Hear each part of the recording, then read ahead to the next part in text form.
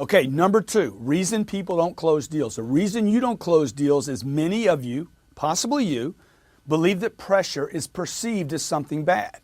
Now, in society, we have this belief, oh, don't pressure anybody. You don't want to pressure anybody. Look, the closer has been taught, you have been taught that pressure and insistence, demanding someone to do something is somehow wrong, ill-mannered, rude, or not appropriate.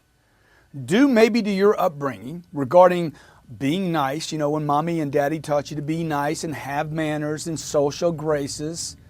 Look, the salesperson that's unwilling to be insistent is going to fail in your life. Forget selling.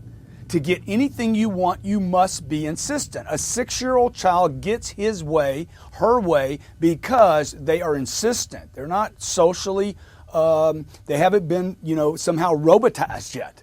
They know how to get their way. While it's important to have manners, and certainly to be socially acceptable and to be respectful to others, this is incorrect data for getting what you want in life. To get what you want, you will have to insist. As a child, you were told many times, look, you got to learn how to accept no. Just check that off if you were told that. You got to know when to accept no. Hey, good for the parent, not so good for the kid receiving the lesson. Would you agree? Almost suicidal information for the child that later grows up and will need to sell others on his or her ideas. It is absolutely essential and vital to your survival that you push through the socialized training that you've gotten and how to get your ideas closed by using insistence. You got to wipe out this idea, hey, I don't want to pressure anybody. Pressure's terrible. Look, this is garbage that parents tell kids because the parent's frustrated. You know, you're a parent, right? You get frustrated with your kids and you start making up stuff. Hey, I told you, got to accept no. Quit being greedy. You got to know when enough is enough, okay? Look, that's you trying to handle your kid because you're out of control. Hey, the kid persists and you give in, right? Who won? The kid did. Why? Because he persisted, because he hasn't been socialized yet. He's not worried about manners and social graces yet. He will pressure to get you to say yes. Look, never listen to society. They make slaves.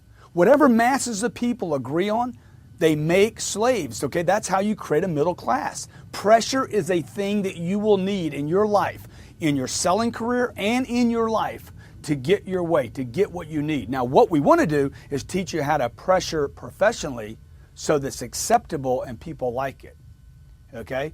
Now, I know some of you right now got this bad word about pressure. It's not going to look like pressure when we're done with you. If you believe enough in what you're doing, in your product, in your service, in you being better heads and shoulders above everybody else, you will pressure people to get them to do business with you. If you had to get your brother off of drugs and it meant pressure, would you do it? See, if the purpose is high enough, you'd pressure somebody, right? If a guy was going to commit suicide and jump off of a bridge and you had, some kind of affinity for this person, what would you do to stop them? You would go all the way, right?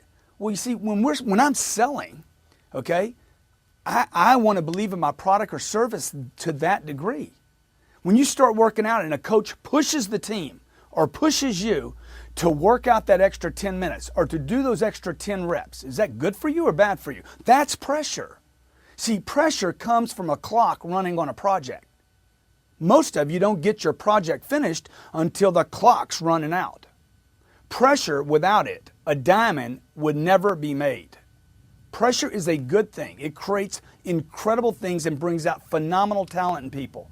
People that perform well under pressure are more valuable or less valuable to society? They're more valuable. Okay, so look, to persist, you must, number one, be completely sold on your offer. You know what I mean? Completely sold on your proposition. Number two, you must be purpose-driven, not just money-motivated. The best salespeople I have ever met are not money-motivated only. They are purpose-driven. They're like, this service, this product, our company, me, is more valuable than anywhere you can go to get the same thing, okay? And number three, people that are able to be persistent, very professional, persistent people are very goal-oriented. One last thing, pressure means, by definition, it is the burden of physical or mental distress. Most pressure is not applied by another, but actually only created because of the actions done by that person that is resisting making a decision. Do you understand what I'm saying? I would only need to pressure you in a close if you couldn't make a decision. So a great closing line for someone that might suggest, to you that you're pressuring them is, sir, you wouldn't be experiencing pressure right now if you just signed the contract and let's get on with it. I mean, I'm not pressuring you. You're just having discomfort with not making a decision. The reason you're feeling this right now is because of what you are not doing, not because of something I am doing. So all I want to do in this segment is to get your head right about pressure. It's not a bad thing. Then we're going to show you the finesse to take pressure out of the transaction so that people feel serviced and will close.